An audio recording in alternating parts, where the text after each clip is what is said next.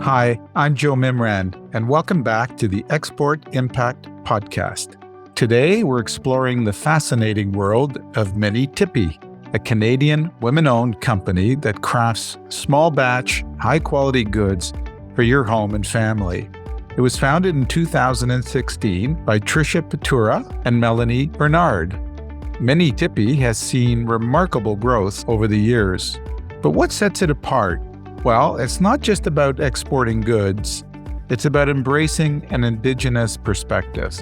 From their unique vantage point within Turtle Island, which refers to the continent of North America, exporting to the United States takes on a whole new meaning.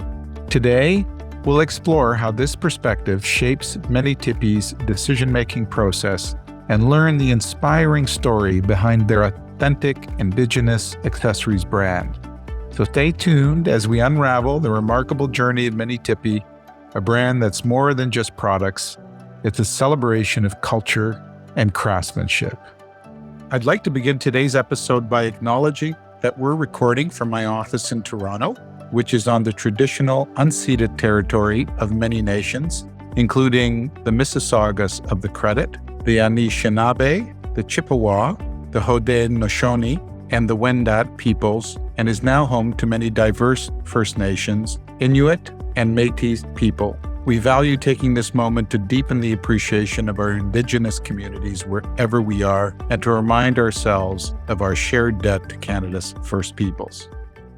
Welcome to the show, Trish. Thank you so much, Joe. What an amazing introduction. You kind of nailed it right on the head. And thank you so much for having me. It's a great pleasure to be here with you today. Yeah, well, we're going to hear your story. It's really super interesting to me. I'd love to hear, first of all, how you and Melanie met and where did the idea for MINI TIPI come from? And where did the name come from? Yeah, it's honestly, our entrepreneurship journey has been quite a ride. And to even go back to the beginning and where we have evolved to now is quite an unbelievable story. So when we first met, I'm actually from Sudbury, Ontario, and from a member of Nipissing First Nation. And I moved to Gatineau, Quebec with my husband to start my family. And Melanie and I met at an aqua fitness class with our youngest, who were then 6 months, who are now 11 years old. So we met together. I didn't speak French and she barely spoke any English, but we had big smiles on and we just kind of body language led us to friendship. And we were raising our children at home, first becoming mother friends. And then I always had a passion for textile and I was learning to sew. And I just have like an old soul and I'm attracted to a lot of crafts. And Melanie has more of a marketing side and photography and branding. So we kind of just naturally came together in a sense of me starting a hobby business in the basement sewing, mostly for products for baby. And then that's how we met in terms of where the business has gone, but we became friends as moms at first. It's interesting how friends can influence each other and how they can support each other on the entrepreneurial journey. It can be a very difficult one. It could be harrowing. It can also be inspiring and exciting, and it's full of the unknown as you are trying to build a business. Perhaps you can just take us through some of the products that you first started with, like what inspired the first products, what were they, and how did that evolve? It was kind of in the lifestyle that we were in raising our children at home. I was making different types of products like bibs and baby blankets used from Minky, like a soft baby blanket. We made like all the essentials that a mother might need.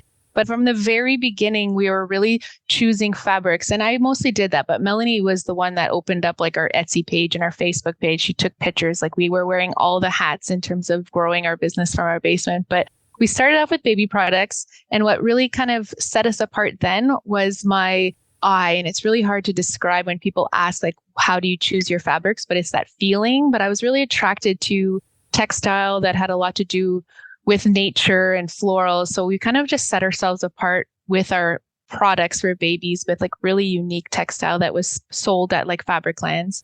But then we started evolving our business with two different textile. And as I explored new suppliers just here in the region or Montreal, I was finding some Indigenous inspired textile, which was a wool blend, but it had more Navajo or Native inspired patterns that were unique and they were interesting. And I was attracted to them. And then we started making blankets and kids' ponchos with them and women's shawls. And that's how we started to evolve to more of accessories or home decor with our blankets. So what we really noticed was the lack of authentic Indigenous design in Canada.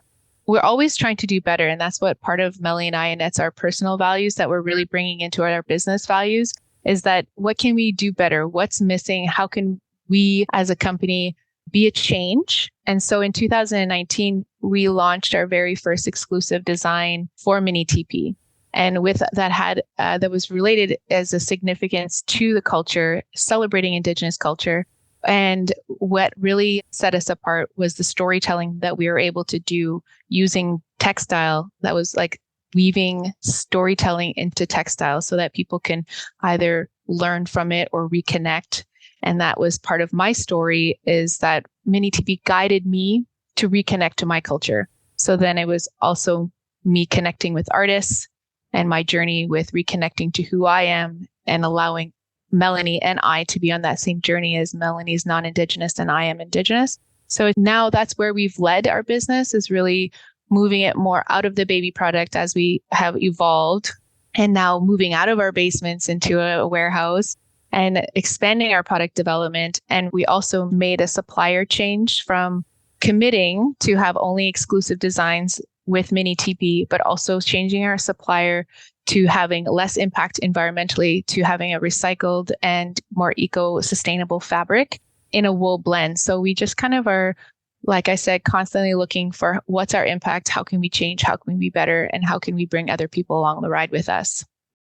So you make your products where? All of our products are designed here in Canada. So we make blankets, shawls, bags, kids' ponchos. We're expanding our product development. And all of the designs are in collaboration with Indigenous artists or their house brands, the house designs that I create. And then all of our fabric is woven in Italy, all of the wool blend fabric that we have. So it's all imported from Italy. And then in our warehouse, our 7,000 square foot warehouse that we've been in for 2 years with our 10 staff, is all cut, sewn, and shipped out of our warehouse here into our 80 stores across Canada, and in the US we're expanding, and also in our online platform, everything's shipped out of here. And so when you think about the designs that you currently are creating, is there sort of a historical aspect to them? Where do you get your inspiration from, and how did you come to that? Because it sounds like you almost had a self-discovery journey as well as a business journey. Yeah, and that's what I am grateful for MINI TIPI. And now, like, if you think about my voice, like I even just found my voice, or who I am and who I'm more confident telling people I'm Indigenous, just because of how with my grandmother, our culture was taken away and I wasn't proud of who I was. And so now I'm just finding my voice, and I'm hoping to help other people connect or reconnect and learn. And I get emotional a little bit when I talk about that, because I've come a long way just to be talking to you about it out loud. But I get inspired to learn. I want to learn more. I was exposed to it, but never really taught the meaning behind it, of how I can connect and how other people can connect to it. Because I believe right now, Canada is thirsty to learn, and everybody really wants to support Indigenous business, or just to understand the culture and where we all came from, and where we can all like reconnect together. So I feel like when I collaborate with the artists, we provide the platform for them to also express themselves and pass down those teachings that they were taught from their elders or their community. And so when they have a designer, when we have an inspiration for a design and collaboration, sometimes our artists take a really traditional art form, such as birch bark biting or traditional quilt making. And that's usually done one piece at a time. That takes a lot of time and a lot of craftsmanship, and just the amount of work and beauty that goes into that. And what we do is kind of modernize it in a sense that we take those teachings and those traditional art forms and we create it into a textile where it makes it accessible for everyone to learn a little bit about the culture, connect with it. And each one of those designs have a story to tell. And that's what I think that a lot of our feedback from our customers, non-Indigenous and Indigenous, is that they have so much connection when they receive that artist card in their box, when they receive our product, and it has the artist, who they are, what nation they're from, what they do as an artist, but also what that blanket means. and why that artist chose to do that design. So I feel people connect to our product as part of an experience, and we create a conversation where people can learn and talk about it and celebrate the culture and wear it proudly for themselves, or whether they're gifting it, because gift giving is really strong in Indigenous culture too, and it has lots of meaning and significance and impact. So I feel that when people receive our products, they're grateful of what they received, but also that they can wear proudly, like I said, but also indigenize fashion and make it part of society as a norm. Yeah. And again, when you have these stories, they're so rich, they add so much more to the product than just the product itself. It's a much more appealing gift, I would imagine. How do you vet these artists? How do you find them? How do you vet them?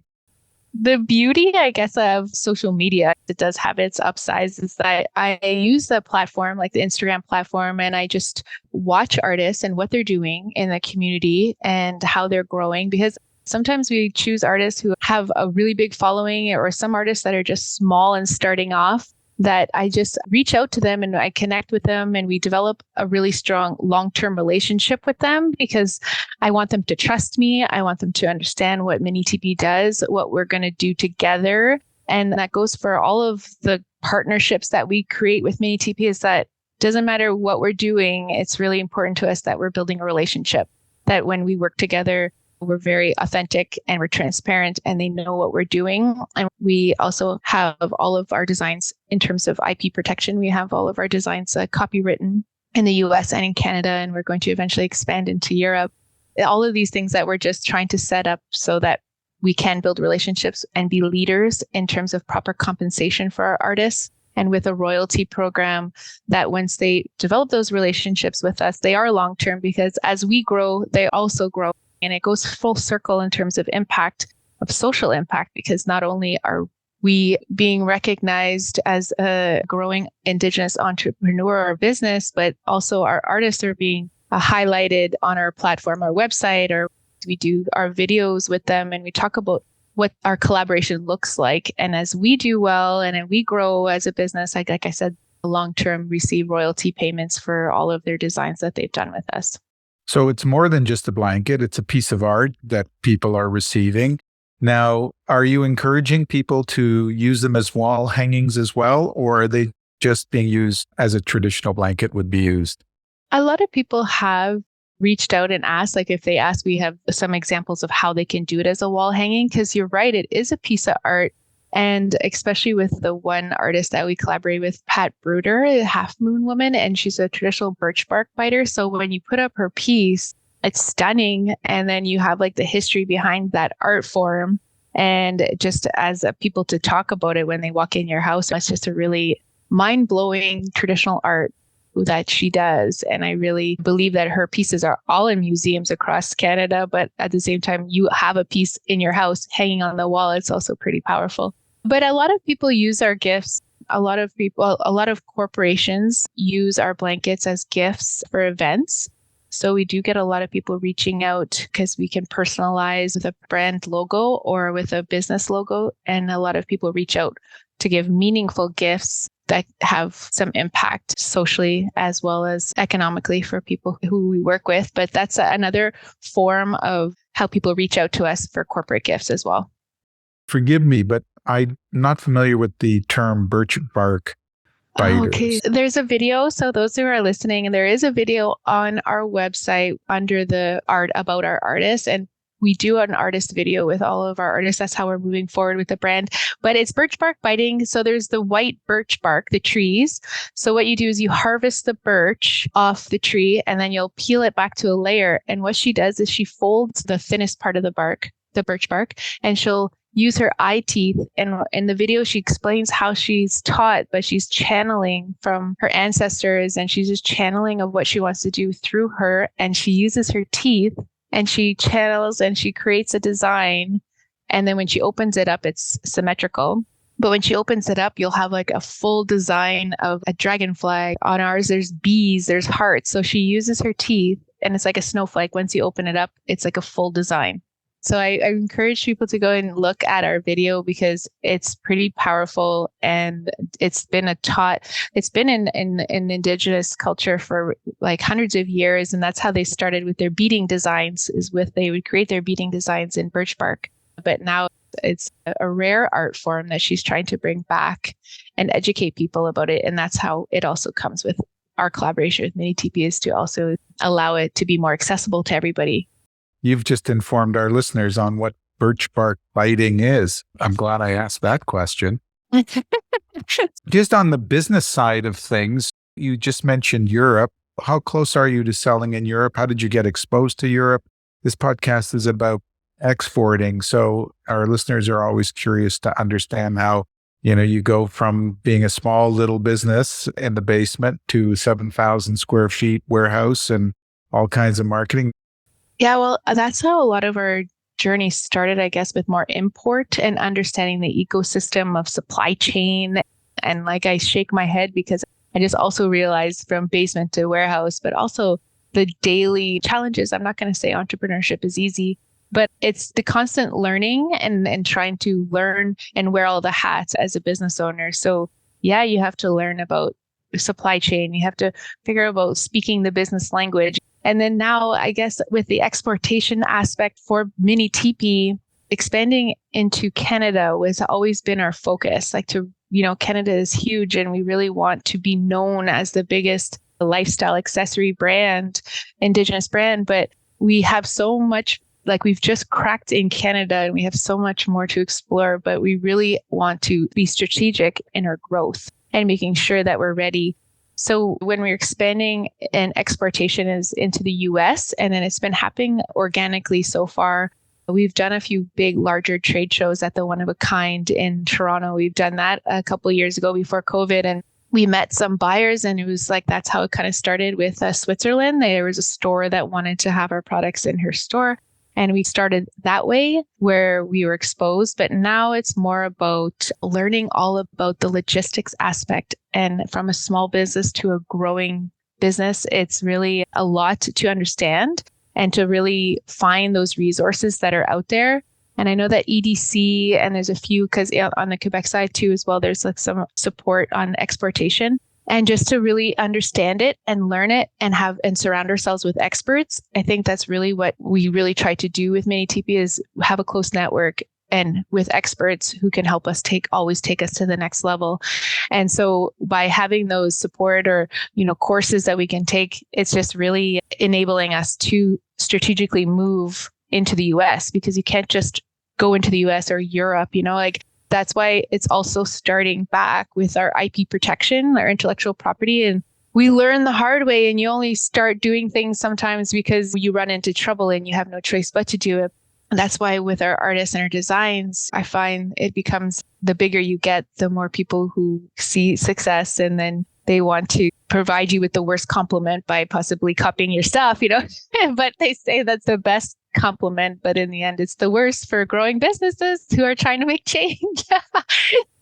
It is difficult. It's the fashion industry, and you're on the edges of the fashion business.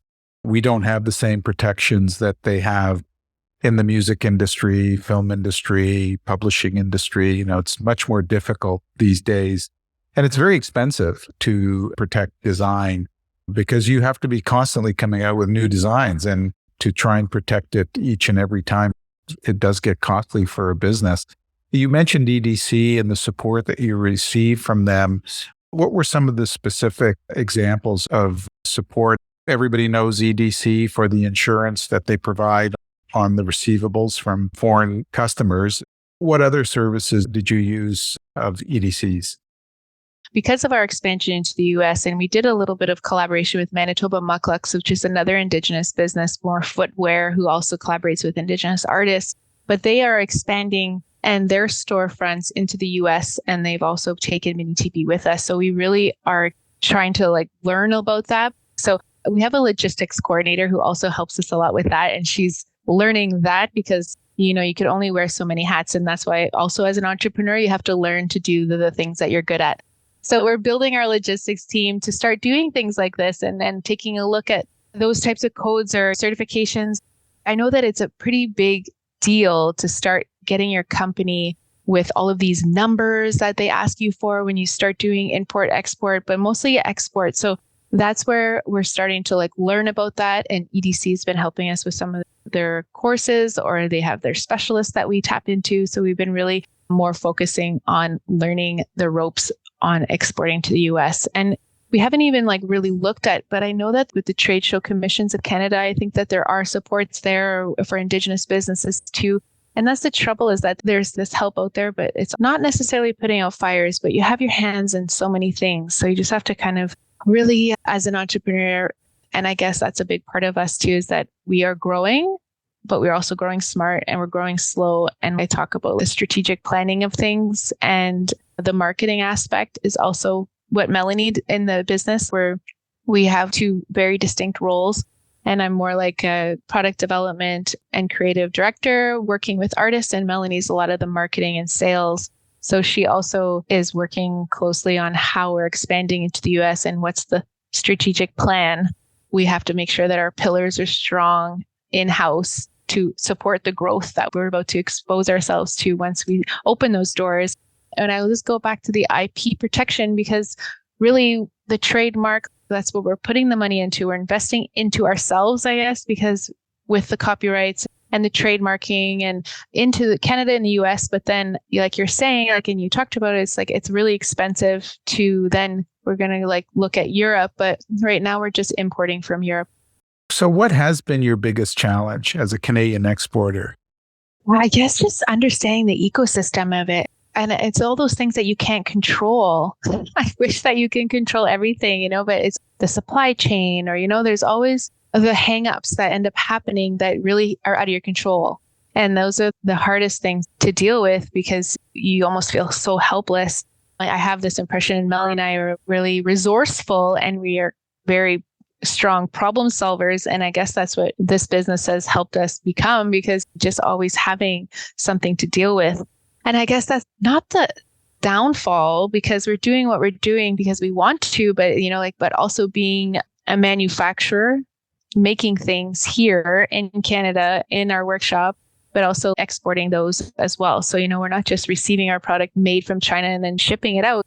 We're dealing with receiving our fabric, maybe sometimes some issues with it, then trying to make our products and then shipping those out. So it's the full circle of it, and understanding how all of it works in each department it's not been challenging. It has been challenging in a good way, but that's why I talk about the experts and surrounding ourselves with people who can help us grow. We've had to do a lot of that just to understand it all, because when you're an entrepreneur, you not necessarily went to school for what you're doing, but your path brings you to where you are because of your passion and your purpose. And that's why we are where we are today. But at the same time, it's always new learning. And you do learn along the way, and you learn to ask for help at the right time and ask for help from the right people. And again, I think that's part of being a good entrepreneur, is realizing that you don't know everything and that you need to get that assistance from time to time. Now, giving back is something you mentioned earlier. It's a big part of what you and Melania value personally. And on your website, I noticed that's what you say. You believe in sharing resources to benefit and support others by helping rise each other up. What does that look like in practice in terms of product donations, charitable contributions, partnering with Indigenous groups? How does that manifest itself? Well, that's a big part of what we do. And that's one of our values at MINI TIPI is generosity, because it's a big part of the Indigenous culture as well. And I feel that's just ingrained to both of who we are as people, Melanie and I, even before we started this business. But we work with a lot of Indigenous communities to give back. And a few of our bright blankets or a few of our products online, they have specific organizations that they give back to. With our artists who want to work with specific communities or organizations, they'll choose, or we'll just issues that are important to us as a business with clean water or on First Nations. But we have our royalty program, which we leave in, and all of our fabric here, we try to really avoid any throwaway. We try to use all of our fabric, and we have some schools that we donate to and programs where we donate our fabric leftover so that they can use them for projects. So we have like a few ongoing projects of give back so that we're constantly involved into the community. And we really encourage Indigenous entrepreneurs or any mom entrepreneurs as people want to start off. So we ended up doing some bursaries or some scholarship program for the powwow pitch. We gave some money for some of the runners up. We did some programs for startups. So we are always looking for, and when community asks us for giveaways, we're definitely always open to doing that. But we try to do our part because as we grow, we always try to bring everybody with us. And I think it's really important for the Indigenous community too, to see representation and successful business, but also that we're also going to try to bring as many people again with us as we can. That is such a wonderful sentiment, and it's really inspiring to hear your story today.